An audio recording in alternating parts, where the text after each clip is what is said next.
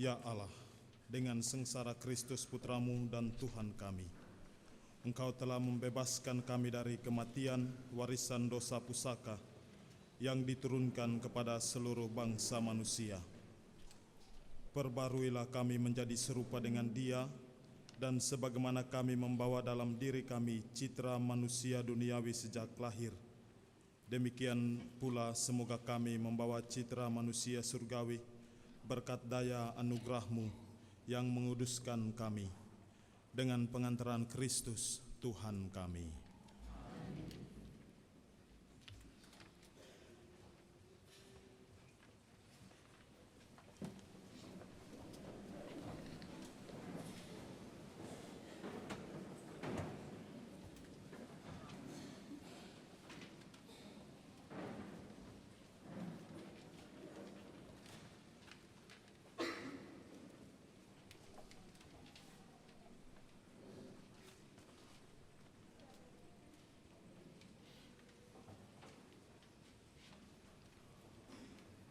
Bacaan dari Kitab Yesaya.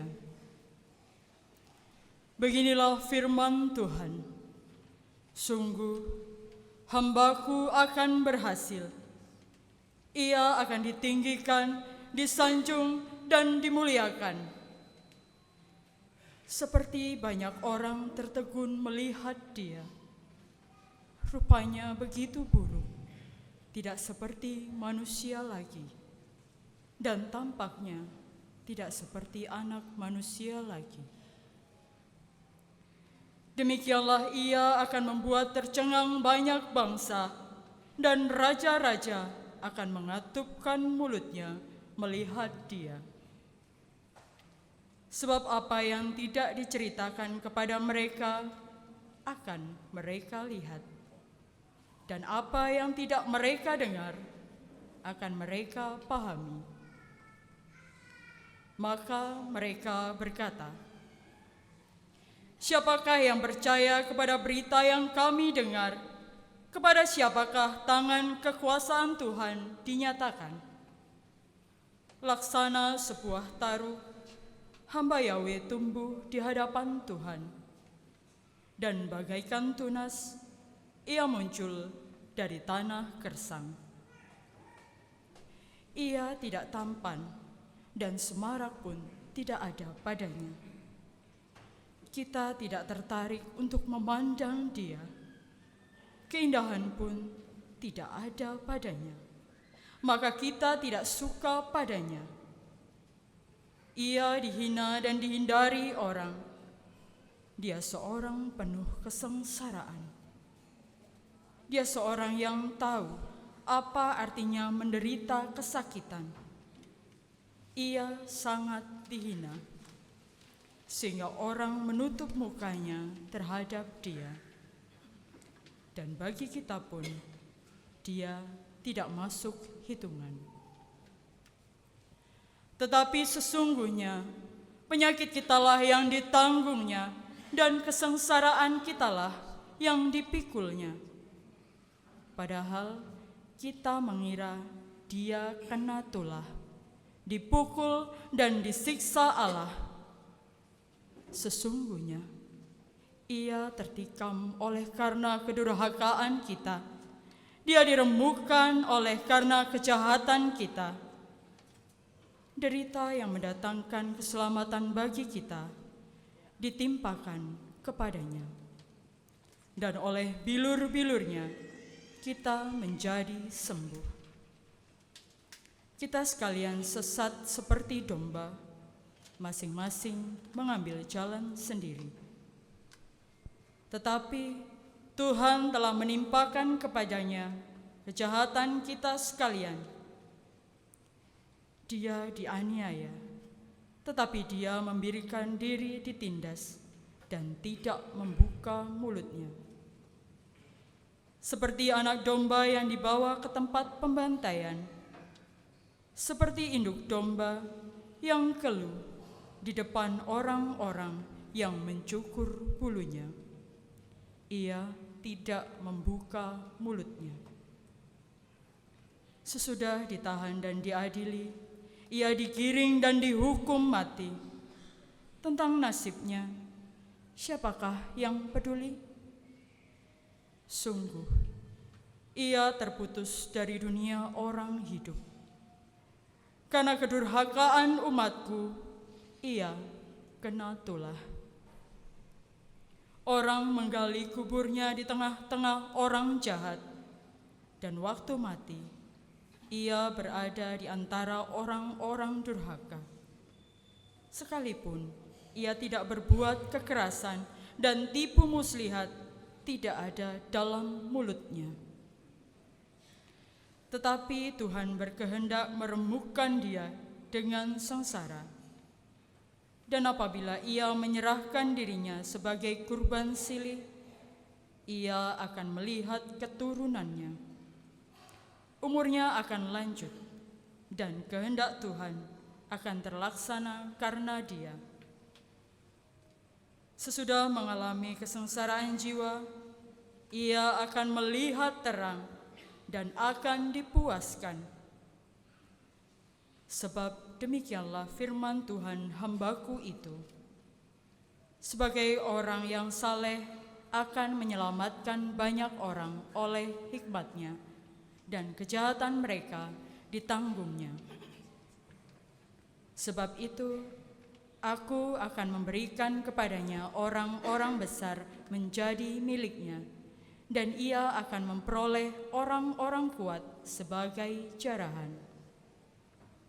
Ini semua sebagai ganti, karena ia telah menyerahkan nyawanya kepada maut, dan telah rela terhitung di antara kalangan kaum durhaka. Padahal dia menanggung dosa orang banyak, dan berdoa untuk orang-orang jahat. Demikianlah sabda Tuhan.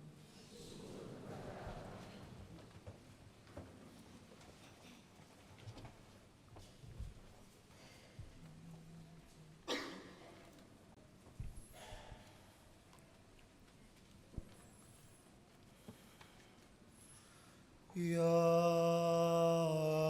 Bapa, ke dalam tangan-Mu ku serahkan jiwaku.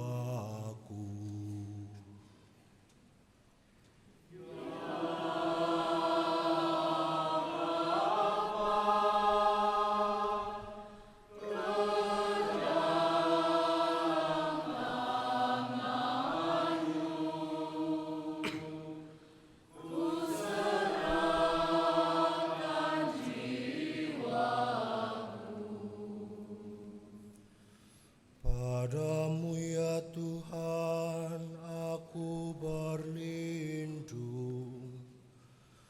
Jangan sekali-kali aku mendapat malu. Luputkanlah aku oleh karena keadilan-Mu. Ke dalam tangan-Mu ku serahkan nyawaku. Sudilah membebaskan daku ya Tuhan, Allah yang setia.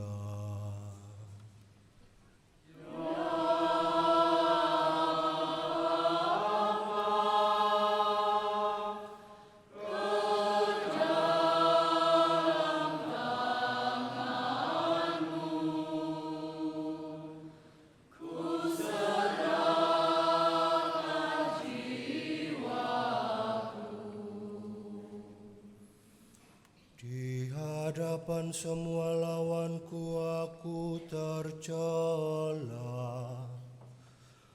Tetangga-tetanggaku merasa jijik. Para kenalanku merasa ngeri. Mereka yang melihat aku cepat-cepat menyingkir. Aku telah hilang dari ingatan seperti orang mati. telah menjadi seperti barang yang pecah.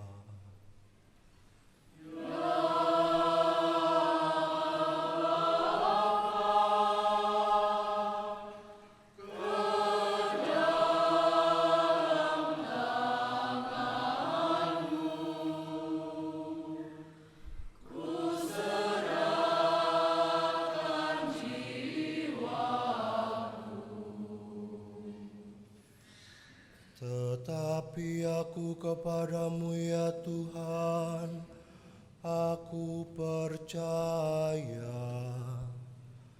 Aku berkata, Engkaulah Allahku.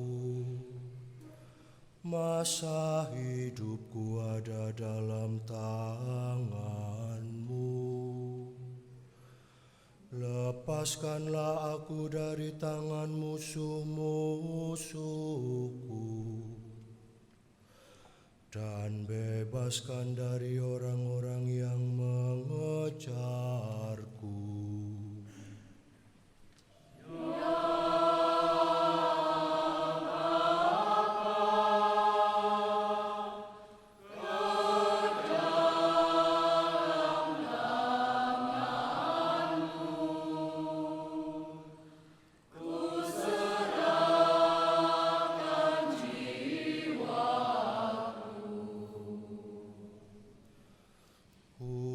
Buatlah wajah-Mu bercahaya atas hamba-hamba-Mu.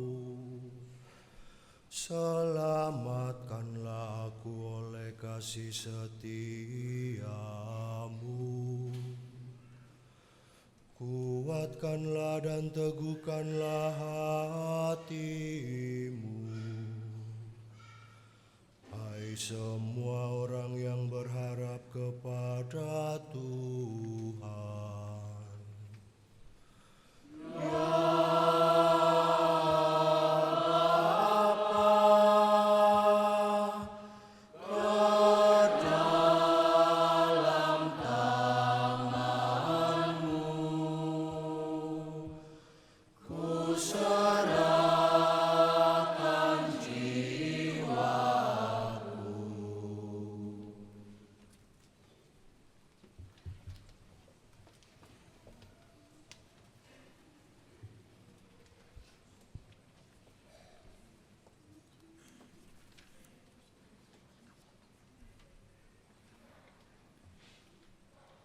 Bacaan dari surat kepada orang Ibrani. Saudara-saudara, kita sekarang mempunyai Imam Agung yang telah melintasi semua langit, yaitu Yesus, Anak Allah. Maka, baiklah kita teguh berpegang pada pengakuan iman kita. Sebab Imam Agung yang kita punya bukanlah Imam Agung yang tidak dapat turut merasakan kelemahan kita. Sebaliknya, Ia sama dengan kita. Ia telah dicobai, hanya saja tidak berbuat dosa. Sebab itu, marilah kita menghampiri tahta kerahiman Allah dengan penuh keberanian, supaya kita menerima rahmat dan menemukan kasih karunia untuk mendapat pertolongan pada waktunya.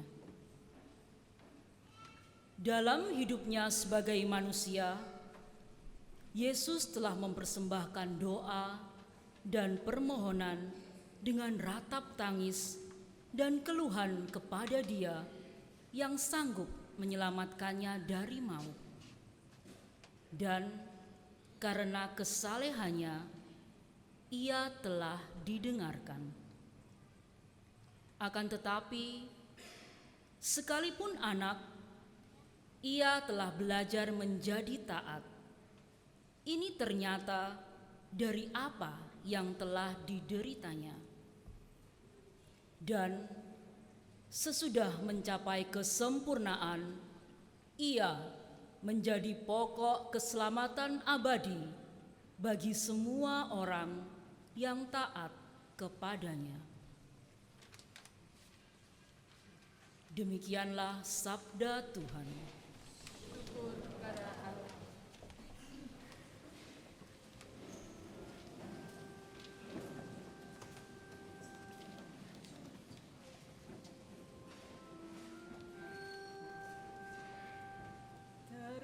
Terpujilah Kristus Tuhan, Sang Raja kemuliaan kekal.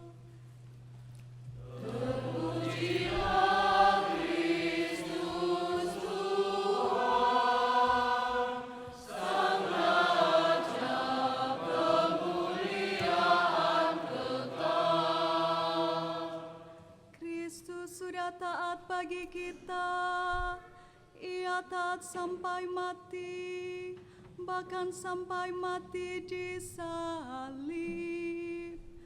Itulah sebabnya Allah sangat meninggikan Dia dan menganugerahinya nama di atas segala nama.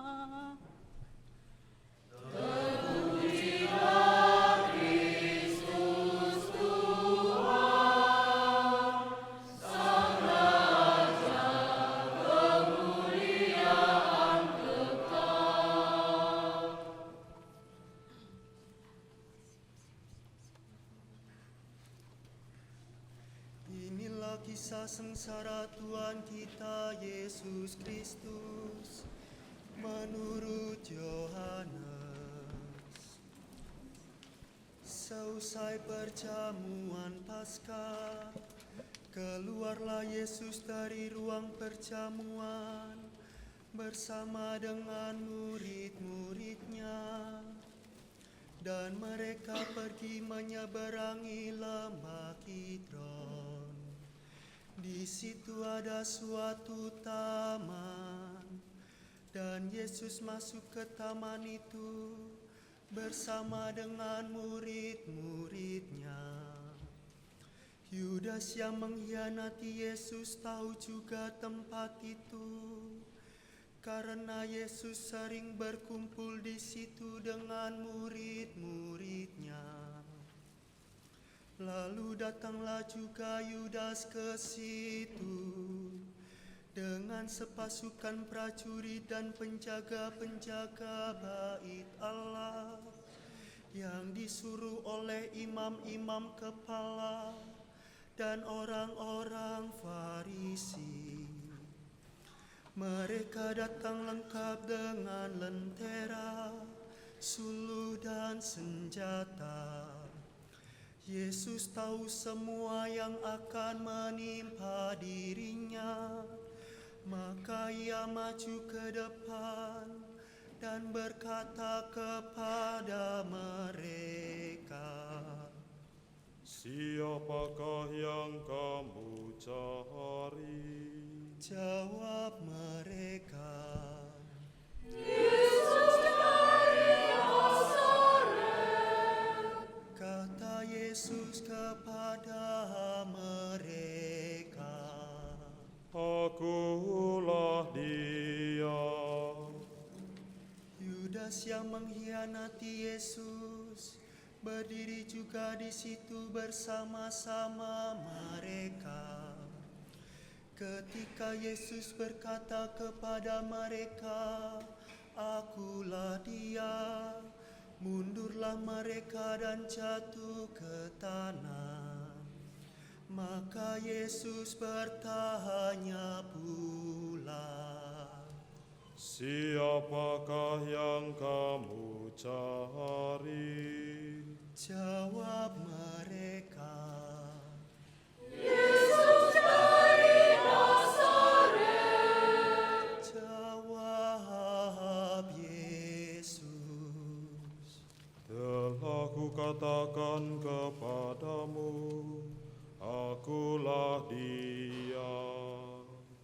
Jika Aku yang kamu cari, biarkanlah mereka ini pergi.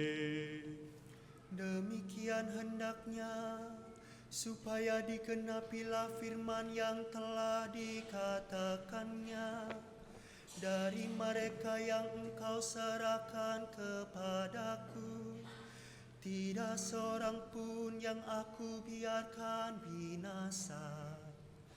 Lalu Simon Petrus yang membawa pedang, menghunus pedang itu, menetakannya kepada hamba imam besar, dan memutus telinga kanannya.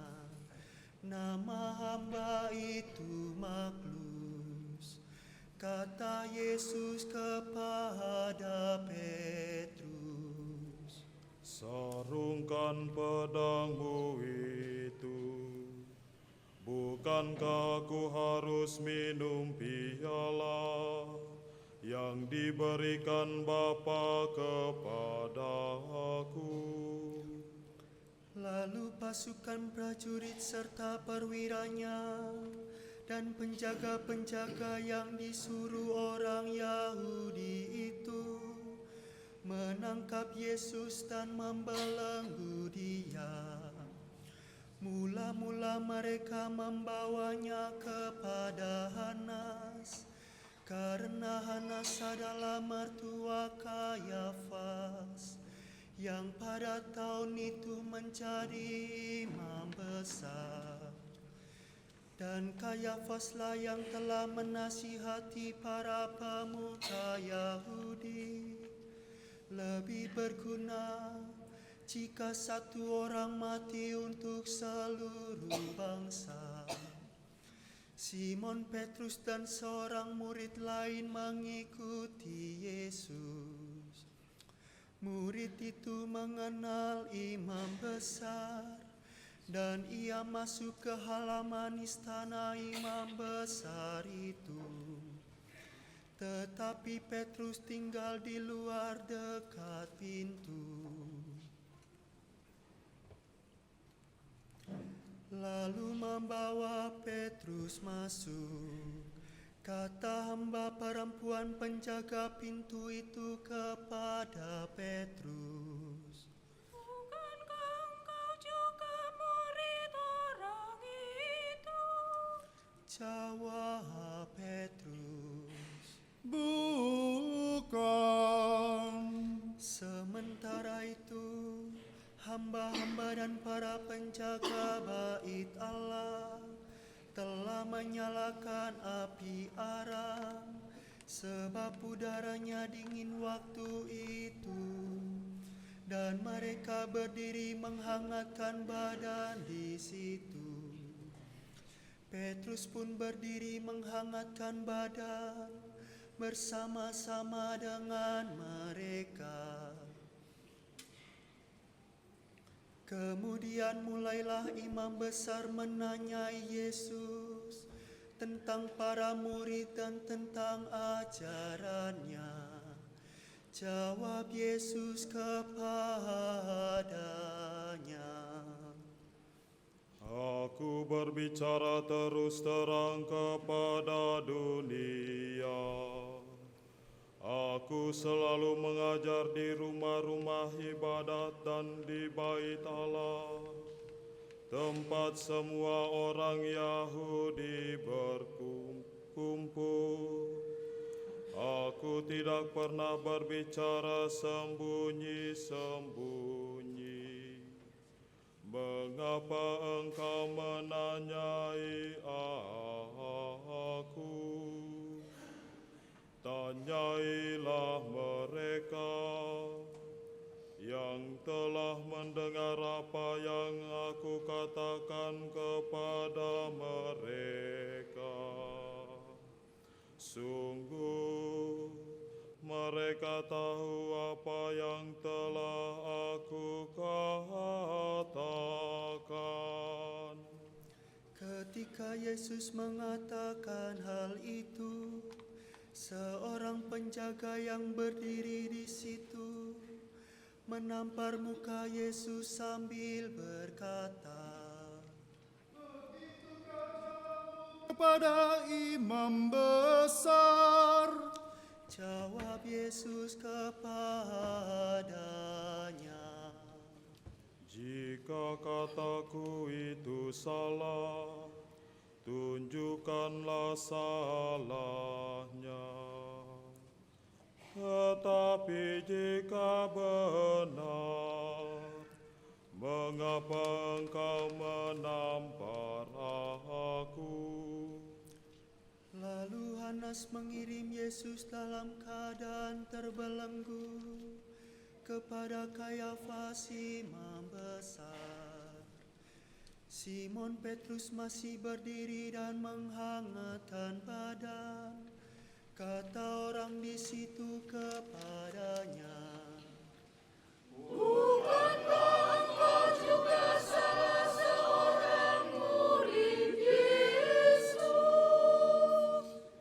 Petrus menyangkalnya, katanya, Bukan.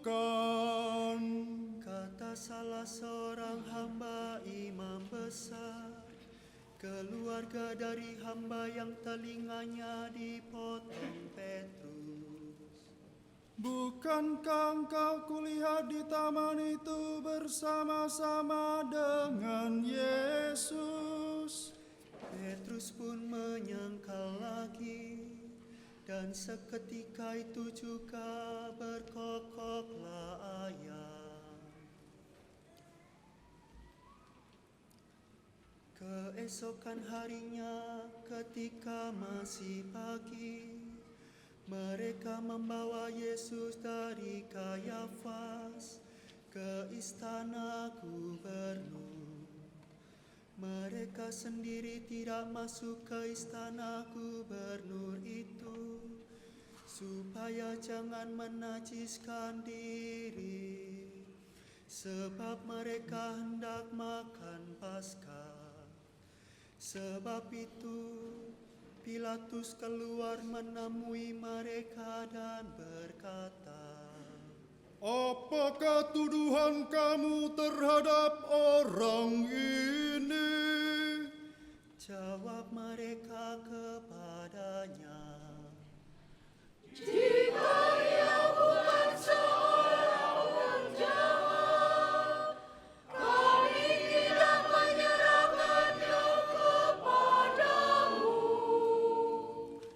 kata Pilatus kepada mereka, Ambillah dia dan hakimilah dia menurut hukummu sendiri. kata orang-orang Yahudi itu.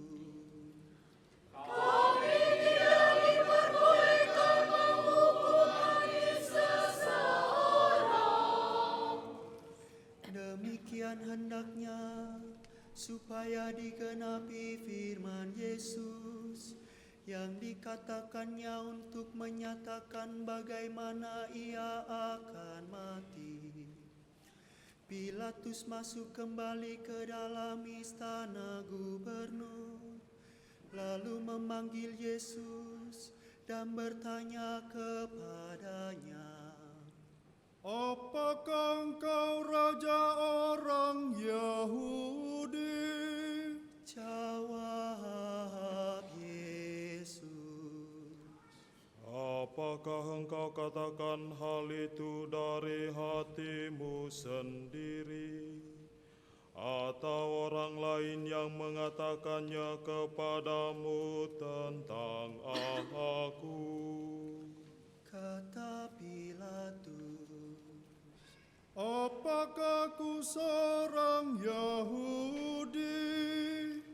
Bangsamu sendiri dan imam-imam kepala yang telah menyerahkan engkau kepadaku. Apakah yang telah engkau lakukan? Jawab Yesus, Kerajaanku bukan dari dunia ini. Jika kerajaanku dari dunia ini, Pasti hamba-hambaku telah melawan, supaya aku jangan diserahkan kepada orang Yahudi. Akan tetapi kerajaanku bukan dari sini. Lalu kata Pilatus kepadanya, Jadi engkau adalah raja? jawab Yesus, Engkau mengatakan bahwa aku adalah raja. Untuk itulah aku lahir, dan untuk itulah aku datang ke dalam dunia ini, supaya aku bersaksi tentang kebenaran. Setiap orang yang berasal dari kebenaran mendengarkan suaraku. lalu kata Pilatus kepadanya, Apakah kebenaran itu? sesudah mengatakan demikian, Pilatus keluar lagi menemui orang-orang Yahudi dan berkata kepada mereka, Aku tidak menemukan kesalahan apapun padanya. Tetapi pada kamu ada kebiasaan bahwa pada Paskah aku membebaskan seseorang bagimu.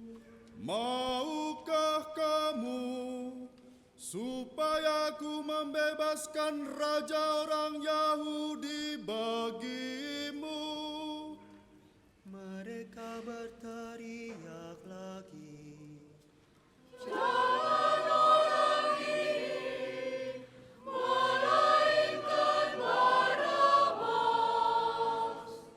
Barabas adalah seorang penyamun. Lalu Pilatus mengambil Yesus dan menyuruh orang menyesah dia. Prajurit-prajurit menganyam sebuah mahkota duri dan menaruh di atas kepala Yesus.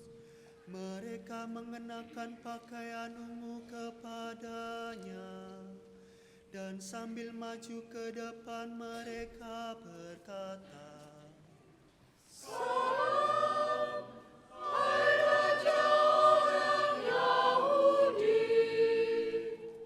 Lalu mereka menampar wajah Yesus.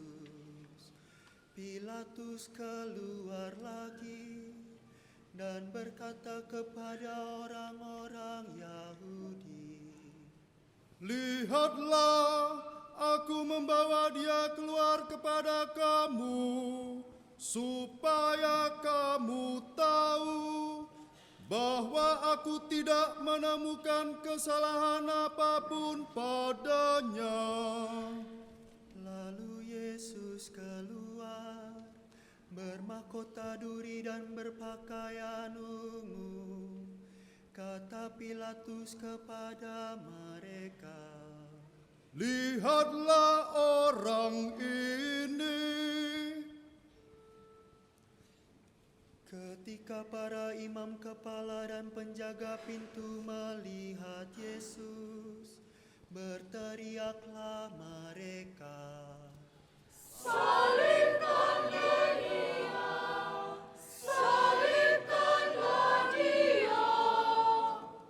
Kata Pilatus kepada mereka, Ambil dia dan salibkan dia, sebab aku tidak menemukan kesalahan apapun padanya. Jawab orang-orang Yahudi itu kepadanya, Kami mempunyai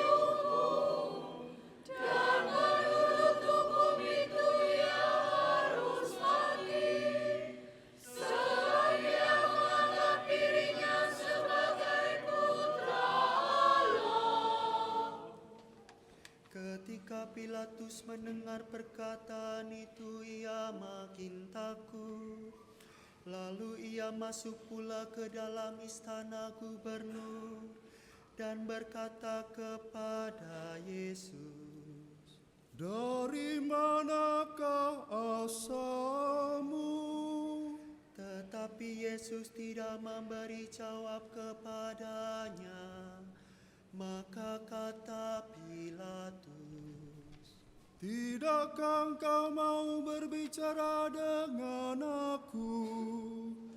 Tidakkah engkau tahu bahwa aku berkuasa untuk membebaskan engkau dan berkuasa juga untuk menyalibkan engkau?" Yesus menjawab, Engkau tidak mempunyai kuasa apapun terhadap aku, jika kuasa itu tidak diberikan kepadamu dari atas.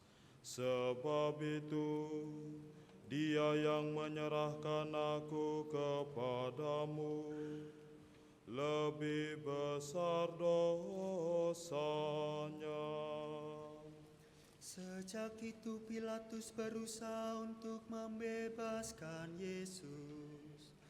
Tetapi orang-orang Yahudi berteriak,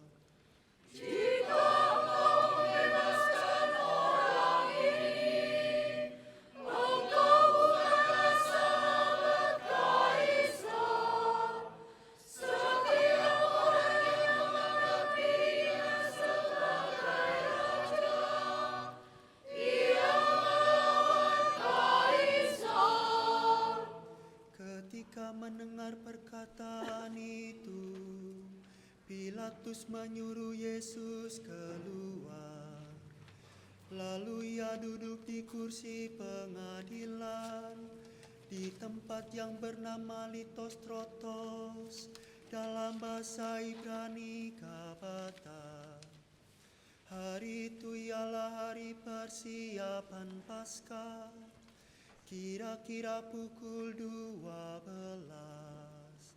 Kata Pilatus kepada orang-orang Yahudi itu, "Lihatlah rajamu." lalu berteriaklah mereka,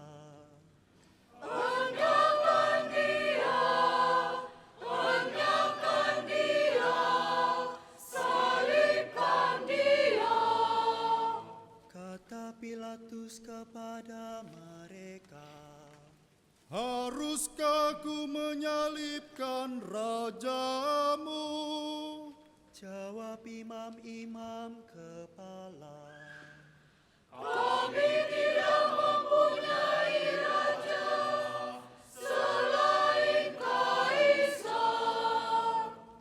Akhirnya Pilatus menyerahkan Yesus kepada mereka untuk disalibkan. Mereka menerima Yesus sambil memikul salibnya. Yesus dibawa keluar kota ke tempat yang bernama Tengkorak, dalam bahasa Ibrani Golgota. Di situ Yesus disalibkan, dan bersama dengan Dia disalibkan juga dua orang lain, sebelah menyebelah, sedangkan Yesus di tengah-tengah. Pilatus menyuruh memasang juga tulisan di atas kayu itu. Bunyinya, Yesus orang Nazaret, Raja orang Yahudi. Banyak orang Yahudi membaca tulisan itu, sebab tempat Yesus disalibkan itu letaknya dekat kota, dan kata-kata itu tertulis dalam bahasa Ibrani, Latin, dan Yunani. Lalu kata imam-imam kepala orang Yahudi kepada Pilatus,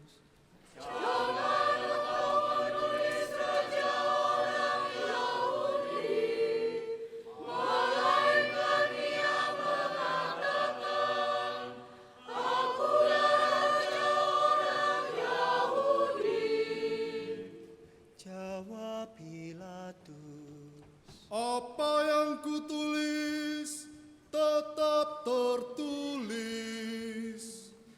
sesudah prajurit-prajurit menyalibkan Yesus, mereka mengambil pakaian Yesus, lalu membaginya menjadi 4 bagian, untuk masing-masing prajurit 1 bagian. Jubah Yesus pun mereka ambil, tetapi jubah itu tidak berjahit. Dari atas sampai ke bawah merupakan satu tenunan utuh. Karena itu mereka berkata seorang kepada yang lain,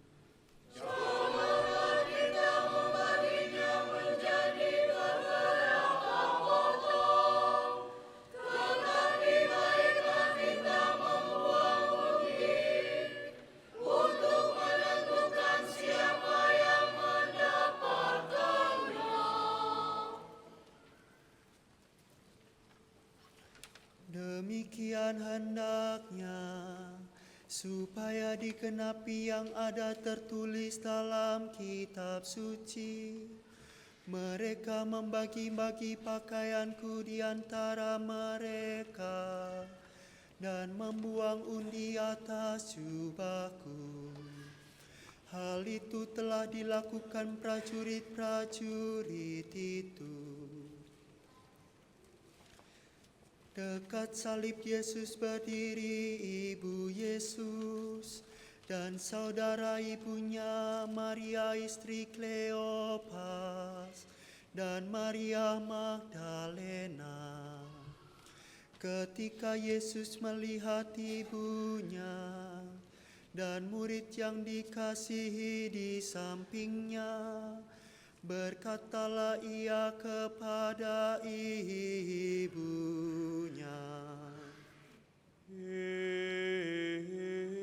Ibu, inilah anakmu. kemudian katanya kepada murid itu, Inilah ibumu. sejak saat itu murid itu menerima Maria di dalam rumahnya. Sesudah itu, karena Yesus tahu bahwa segala sesuatu telah selesai, berkatalah ia, Aku haus. supaya genaplah yang ada tertulis dalam kitab suci. Di situ ada suatu bejana penuh anggur asam. Lalu mereka melilitkan bunga karang pada sebatang hisop, mencelupkannya dalam anggur asam itu, lalu mengulurkannya ke mulut Yesus. Sesudah meminum anggur asam itu, berkatalah Yesus, Sudah selesai. lalu Yesus menundukkan kepala dan menyerahkan nyawanya.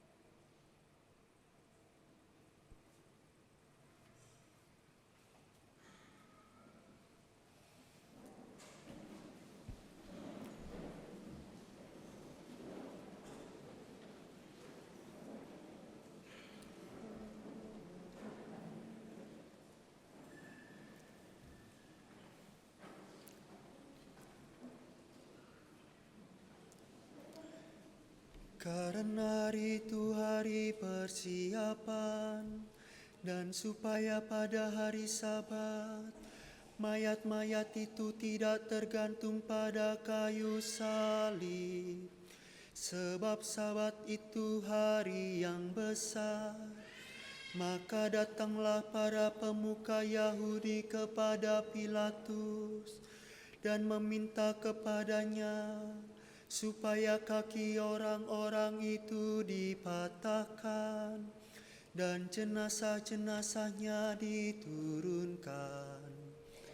Lalu datanglah prajurit-prajurit dan mematahkan kaki orang-orang yang pertama dan kaki orang yang lain yang disalibkan bersama-sama dengan Yesus.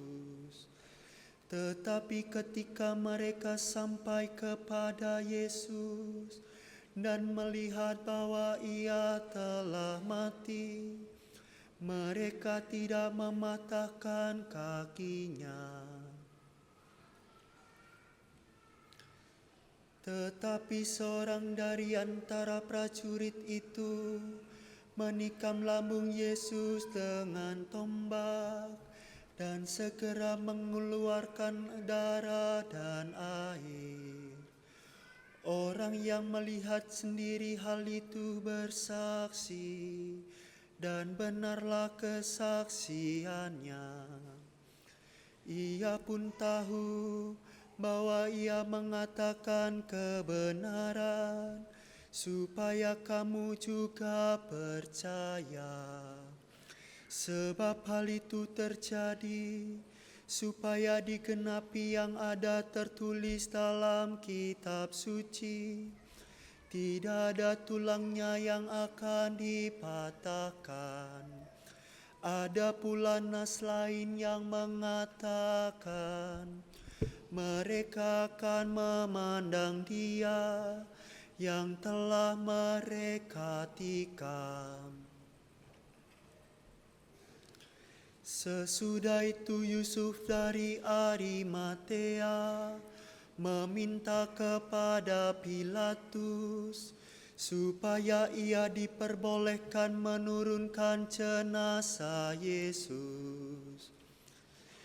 Yusuf menjadi murid Yesus secara sembunyi-sembunyi karena takut kepada para pemuka Yahudi. Pilatus mengabulkan permintaan Yusuf. Lalu datanglah Yusuf dan menurunkan jenazah Yesus. Nikodemus juga datang ke situ. Dialah yang dulu datang malam-malam kepada Yesus. Ia membawa campuran minyak mur dengan minyak gaharu, kira-kira 30 kilogram beratnya. Mereka mengambil jenazah Yesus, mengapaninya dengan kain lenan, dan membubuhinya dengan rempah-rempah, menurut adat pemakaman orang Yahudi. Di dekat tempat Yesus disalibkan ada suatu taman, dan dalam taman itu ada suatu kubur baru, yang di dalamnya belum pernah dimakamkan seseorang. Karena hari itu hari persiapan orang Yahudi, sedangkan kubur itu tidak jauh letaknya, maka mereka membaringkan jenazah Yesus di situ. Demikianlah kisah sengsara Tuhan kita.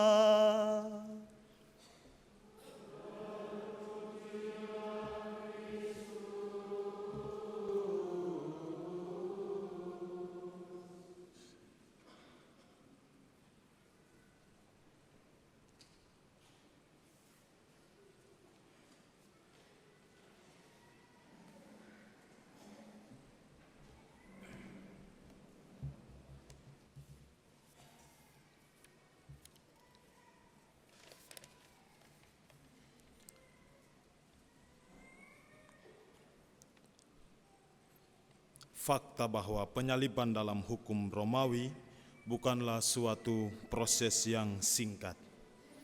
Proses penyaliban dalam hukum itu adalah suatu proses yang sengaja dibuat lambat untuk menyiksa para penjahat, dan bahkan para penjahat atau orang yang disalibkan itu dibiarkan bergantung berjam-jam, bahkan berhari-hari, untuk menjadi tontonan publik, untuk menebarkan teror supaya orang lain tidak mau melawan atau orang lain kapok melawan pemerintahan Romawi. Sejarawan seperti Flavius Josephus mencatat bahwa betapa panjang dan brutalnya proses penyaliban yang merupakan hukum bangsa Romawi ini. Di sini kita bisa melihat bahwa kematian itu disuruh dalam tanda kutip telat datang menjemput orang yang disalibkan. Jadi orang benar-benar dibuat menderita sedemikian. Bapak Ibu, saudara-saudari yang terkasih, hari ini kita mengenangkan kembali peristiwa penyaliban Tuhan. Faktanya bahwa Yesus bergantung 6 jam, sekitar 6 jam. Dan ketika bangsa Yahudi, orang-orang di sana melihat bahwa mereka belum mati, kemudian mereka memerintahkan supaya kaki-kaki orang-orang itu dipatahkan. Para penjahat yang bergantung di sebelah kiri dan kanan itu dipatahkan kakinya. Istilah yang dipakai adalah crurifragium, agar mereka bisa meninggal segera. Jadi kaki-kaki itu harus dipatahkan supaya tidak ada lagi tumpuan yang membuat orang bisa menarik nafas, lalu kemudian bisa kehabisan nafas. Tetapi Yesus tidak jadi dipatahkan kakinya, karena Yesus tahu sudah saatnya tiba, ia harus kembali kepada Bapa dengan perkataan sudah selesai. Yesus tidak tunduk pada kehendak manusia. Salib bukan lagi cerita tentang manusia yang berhasil membunuh Yesus anak Allah. Salib adalah tentang seorang manusia yang dengan penuh kasih dan cinta menyerahkan nyawanya kepada Bapa. Yesus tidak menyerah, tetapi ia berserah kepada Bapa dan juga mengorbankan dirinya sebagai silih atas dosa manusia. Kalau nyawa Yesus dicabut secara paksa oleh para prajurit, mungkin peristiwa salib yang kita peringati, yang kita kenangkan hari ini adalah suatu tragedi yang menyedihkan. Tetapi karena Yesus menyerahkan nyawanya secara sukarela, dan karena ketaatan kepada Bapa dan cinta kepada manusia, salib yang adalah lambang penghinaan itu berubah menjadi lambang kemenangan yang agung. Karena cinta yang besar kepada manusia, ia melangkah masuk ke dalam kematian supaya mengalahkan kematian itu sendiri. Saudara-saudari yang terkasih dalam Tuhan, penyaliban Yesus ini mengajak kita semua untuk menghidupi salib dalam keseharian kita dengan berani untuk menerima kesulitan, penderitaan, dan pengorbanan sebagai jalan menuju kebangkitan. Kita diajak untuk belajar dari Yesus dan kita dipanggil untuk mengasihi tanpa syarat, rela berkorban, mengampuni, dan tidak menuntut balasan, serta tetap memiliki harapan kepada Tuhan yang selalu hadir dan berkarya dalam setiap penderitaan. Mungkin dalam hidup beriman kita seringkali mengalami tantangan, cobaan, lalu kemudian orang meninggalkan Tuhan, tidak mau lagi percaya kepada Tuhan, bahkan merasa Tuhan tidak adil dan Tuhan tidak ada. Tetapi peristiwa hari ini mengajak kita untuk berefleksi dan bermenung kembali. Ternyata bukan Tuhan yang meninggalkan kita, tetapi seringkali kita yang memilih untuk meninggalkan Tuhan. Dan untuk bisa memperoleh kita kembali, Tuhan memberikan dirinya sendiri sebagai tebusan, sebagai pelunas dosa, sebagai jembatan supaya kita kemudian mau kembali bersatu dengan Allah. Teladan kesetiaan Yesus mendorong kita untuk tetap percaya dan setia dalam iman, sebab salib bukan akhir melainkan sumber pengampunan, harapan dan kehidupan baru dalam Kristus. Maka kita diminta untuk datang kepada Tuhan, menimba kekuatan dan belajar dari Dia, supaya kita tidak dengan mudah berteriak enyahkan, kita tidak mudah menjatuhkan hukuman kepada orang-orang lain, tetapi kita mau berjalan bersama, menanggung hukuman bersama, dan kemudian kita mau seperti Kristus yang rela berkorban demi kehidupan manusia.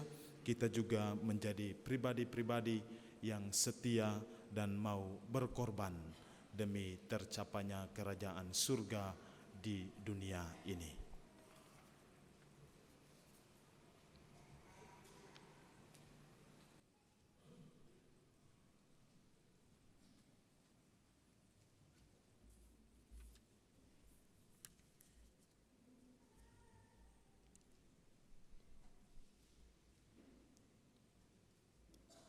Saudara-saudari yang dikasihi dalam Tuhan, mari kita bangkit berdiri, kita bersatu dalam doa umat meriah.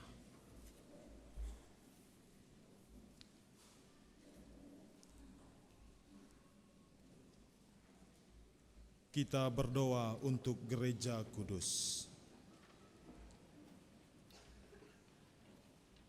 Saudara-saudara terkasih, marilah kita berdoa untuk gereja kudus Allah, supaya Allah dan Tuhan kita berkenan menganugerahkan damai kepadanya, mempersatukan dan melindunginya di seluruh dunia, dan supaya Ia membantu kita memuliakan Allah, Bapa yang Maha Kuasa, dalam suasana hidup yang tenang dan damai.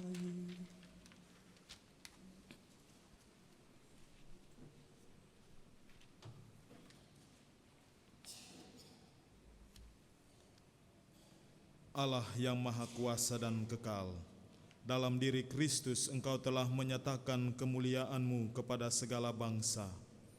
Lestarikanlah karya kerahiman-Mu, agar gereja-Mu yang tersebar di seluruh dunia tetap mengakui nama-Mu dengan iman yang teguh. Dengan pengantaran Kristus Tuhan kami. Amin. Kita berdoa untuk Bapa Suci.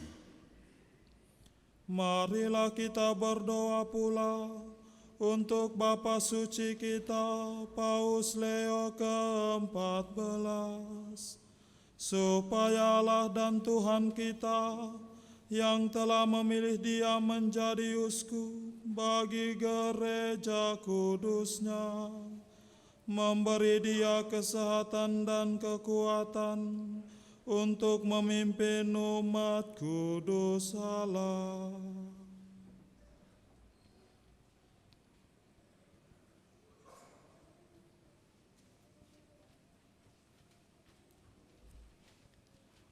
Allah yang Maha Kuasa dan kekal, segala sesuatu ada berdasarkan keputusan-Mu.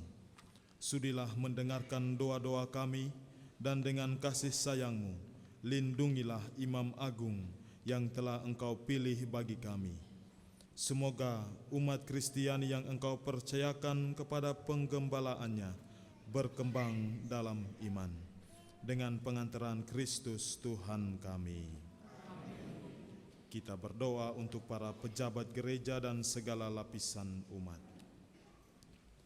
Marilah kita berdoa pula untuk uskup kita Agustinus, untuk semua uskup, imam, diakon, di seluruh gereja, dan untuk segenap umat beriman.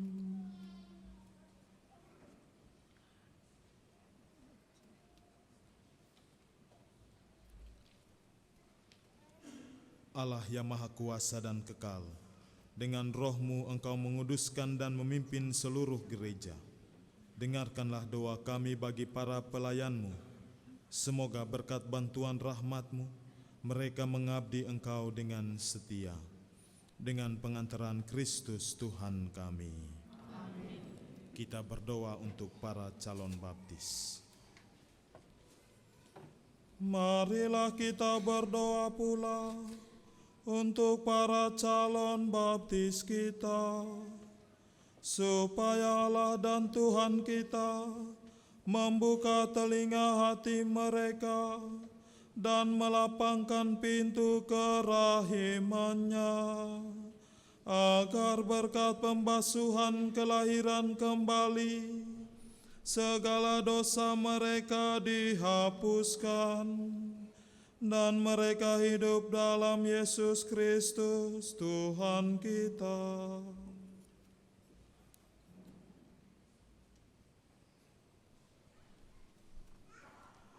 Allah yang Maha Kuasa dan Kekal, Engkau selalu menyuburkan gereja-Mu dengan anggota-anggota baru. Sudilah menambah iman dan pengetahuan para calon baptis, supaya dengan dilahirkan kembali lewat bejana pembaptisan, mereka digabungkan dengan himpunan anak angkat-Mu, dengan pengantaran Kristus Tuhan kami. Amin. Kita berdoa untuk persatuan umat Kristiani. Marilah kita berdoa pula untuk semua saudara yang percaya akan Kristus, supaya mereka yang hidup dengan benar dihimpun dan dijaga oleh Allah dan Tuhan kita dalam gerejanya yang esa.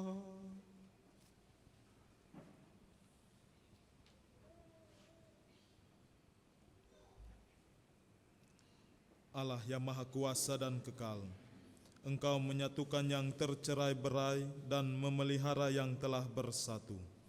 Pandanglah dengan rela kawanan domba putra-Mu, supaya mereka yang telah dikuduskan oleh satu baptisan tidak hanya dipadukan oleh keutuhan iman, tetapi juga disatukan oleh ikatan cinta.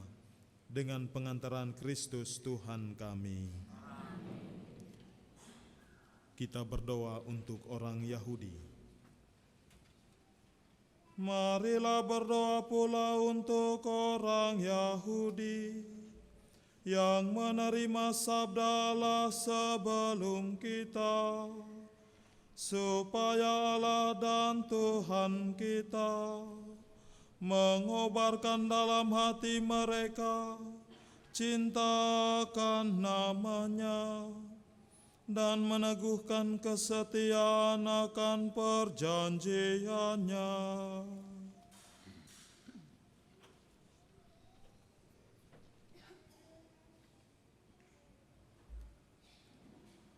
Allah yang Maha Kuasa dan Kekal, Engkau telah memberikan janji-Mu kepada Abraham dan keturunannya. Dengarkanlah dengan murah hati doa-doa gereja-Mu.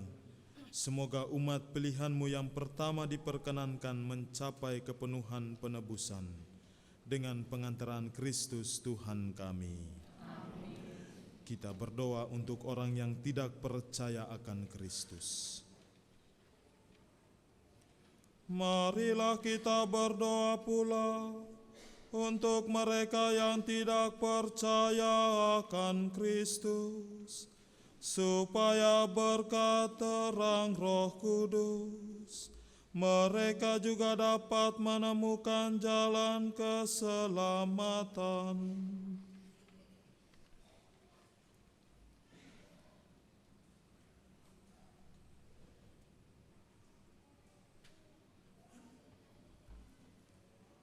Allah yang Maha Kuasa dan Kekal, bantulah mereka yang tidak mengakui Kristus, agar dengan hidup jujur di hadapan-Mu, mereka menemukan kebenaran. Bantulah kami agar dengan semakin saling mengasihi dan semakin berhasrat memahami misteri kehidupan-Mu, kami menjadi saksi cinta-Mu yang lebih sempurna di dunia. Dengan pengantaran Kristus Tuhan kami. Kita berdoa untuk orang yang tidak percaya akan Allah. Marilah kita berdoa pula untuk mereka yang tidak mengenal Allah, supaya mereka yang dengan tulus hati mencari kebenaran, layak menemukan Allah sendiri.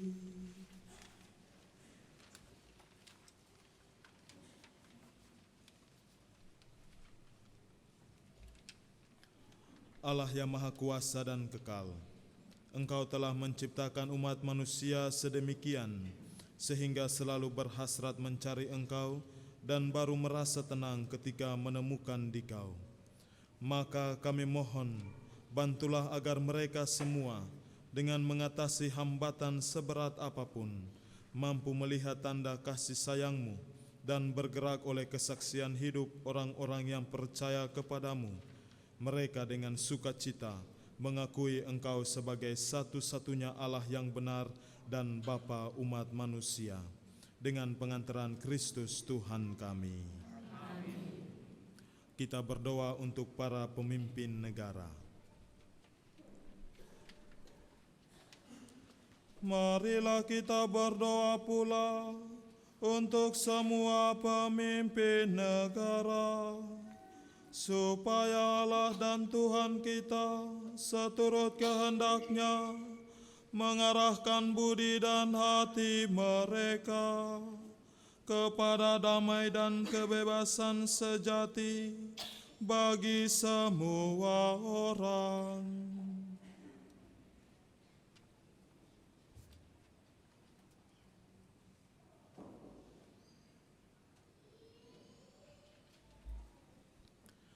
Allah yang Maha Kuasa dan Kekal, di tangan-Mu lah pikiran manusia dan nurani para bangsa. Sudilah mendampingi para pemimpin negara, supaya berkat bantuan-Mu di seluruh dunia, terjaminlah kesejahteraan bangsa-bangsa, kepastian kedamaian, dan kebebasan beragama. Dengan pengantaran Kristus Tuhan kami. Amin. Kita berdoa bagi orang yang menderita. Saudara-saudara yang terkasih, marilah kita berdoa kepada Allah, Bapa yang Maha Kuasa, supaya Ia membersihkan dunia dari kesesatan, melenyapkan penyakit, menjauhkan kelaparan, membuka penjara, mematahkan belenggu, melindungi musafir, mengantar pulang pengungsi, menyembuhkan orang sakit, dan menyelamatkan orang yang meninggal.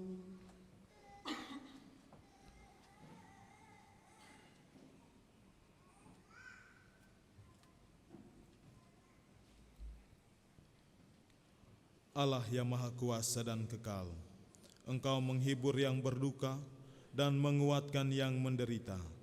Kiranya jeritan doa semua orang yang tertimpa kesusahan apapun sampai ke hadirat-Mu. Semoga semua yang berada dalam kesesakan bersuka cita karena menerima belas kasih-Mu. Dengan pengantaran Kristus Tuhan kami. Saudara-saudari, kita lanjutkan dengan upacara penyembahan salib.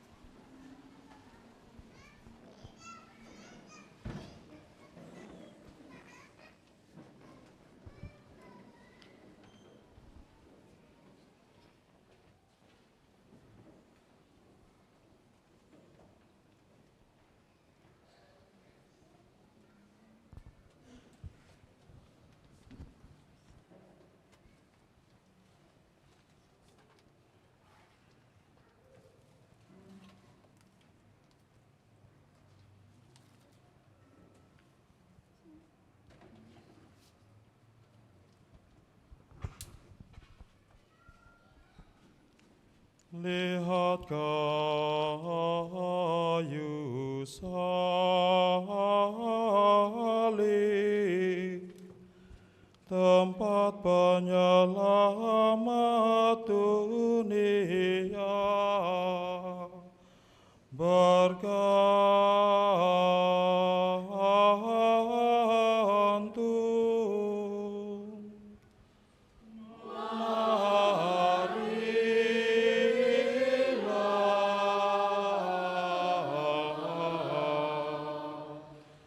Kita sembah.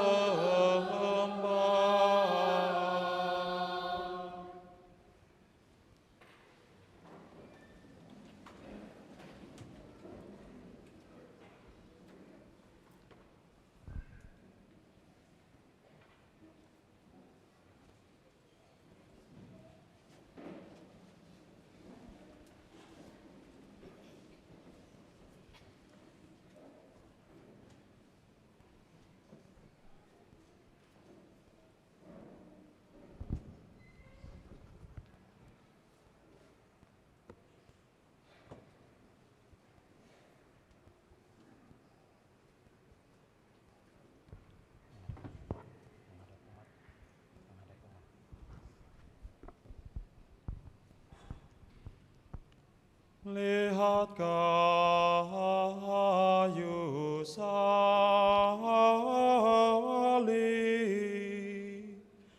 tempat penyelamat dunia, bergantung.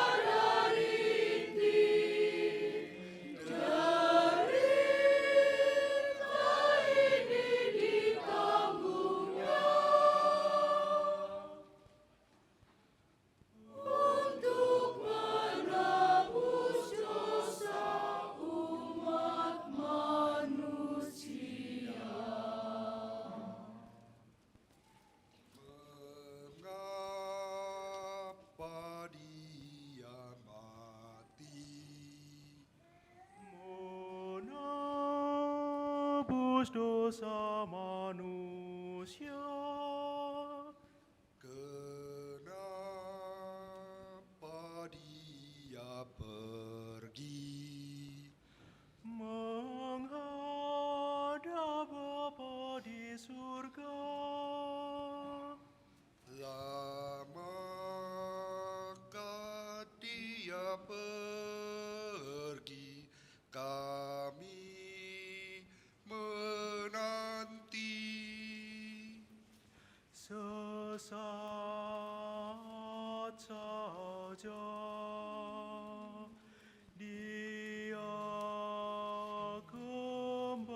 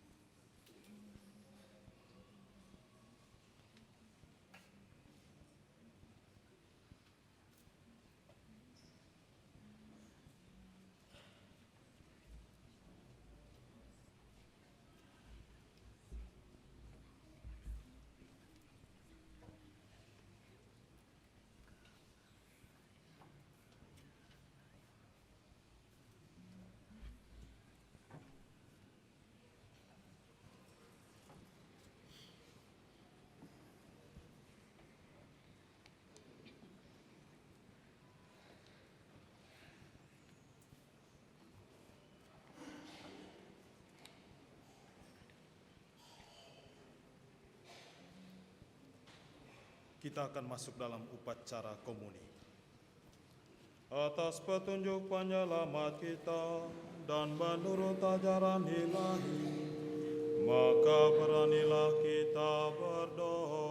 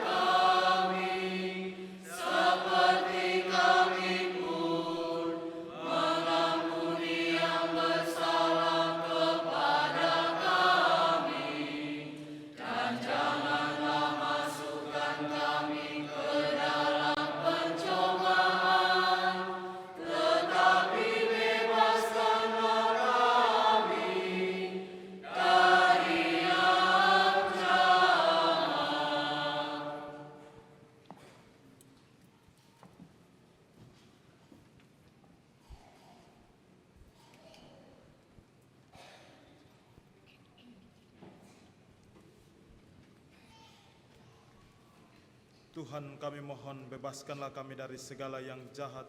Sudilah memberi damai sepanjang hidup kami, supaya kami yang telah dikuatkan oleh kelimpahan belas kasih-Mu selalu bebas dari dosa dan dijauhkan dari setiap gangguan, sambil menantikan harapan yang membahagiakan dan kedatangan penyelamat kami, Yesus Kristus.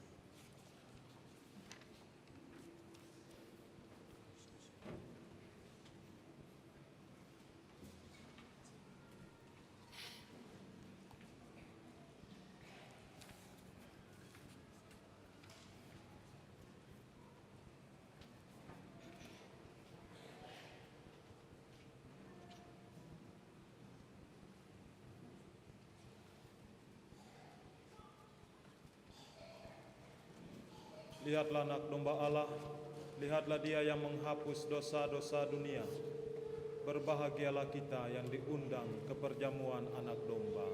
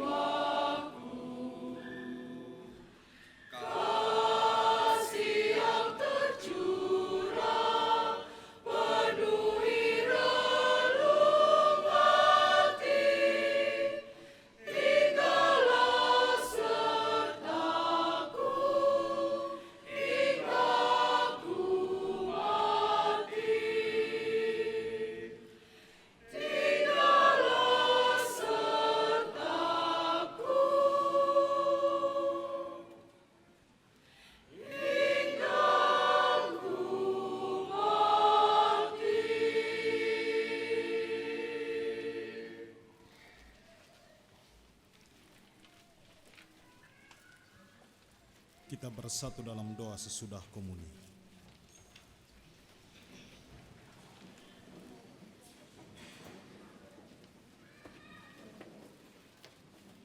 Marilah kita berdoa. Allah yang maha kekal dan kuasa, Engkau telah memulihkan kebahagiaan kami berkat wafat dan kebangkitan putra-Mu.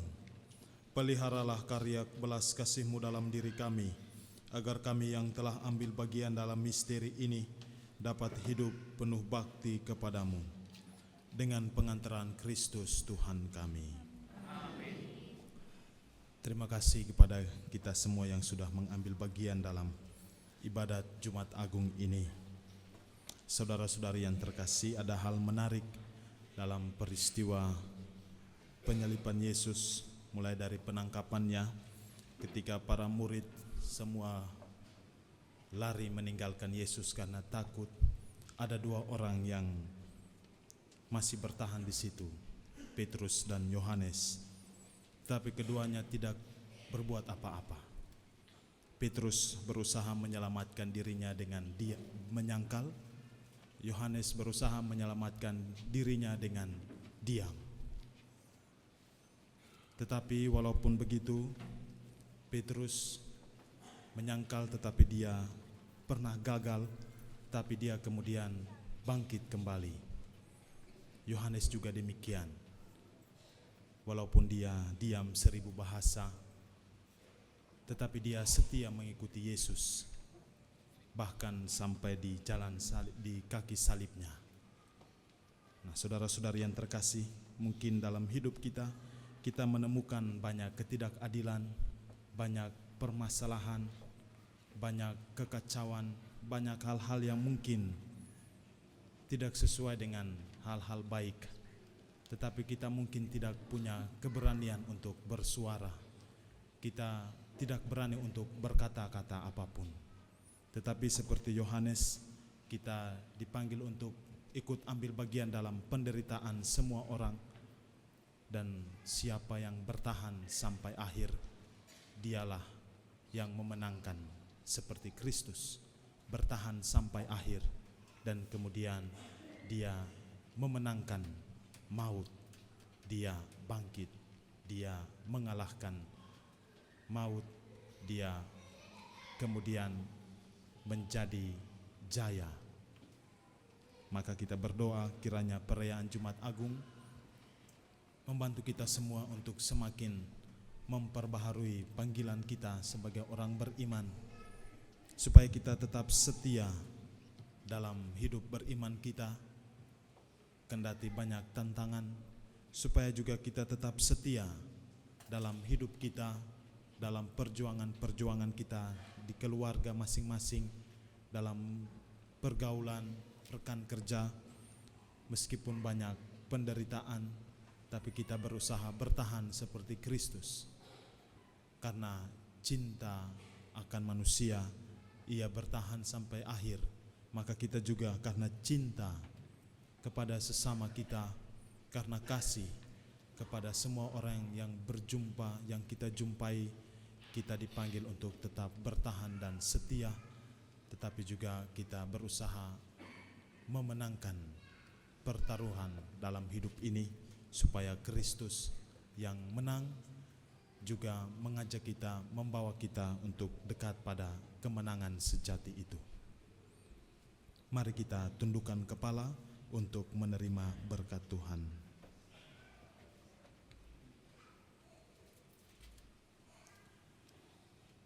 Kami mohon ya Tuhan, semoga turunlah berkat melimpah ke atas umat-Mu ini yang telah mengenangkan wafat putra-Mu sambil mengharapkan kebangkitannya.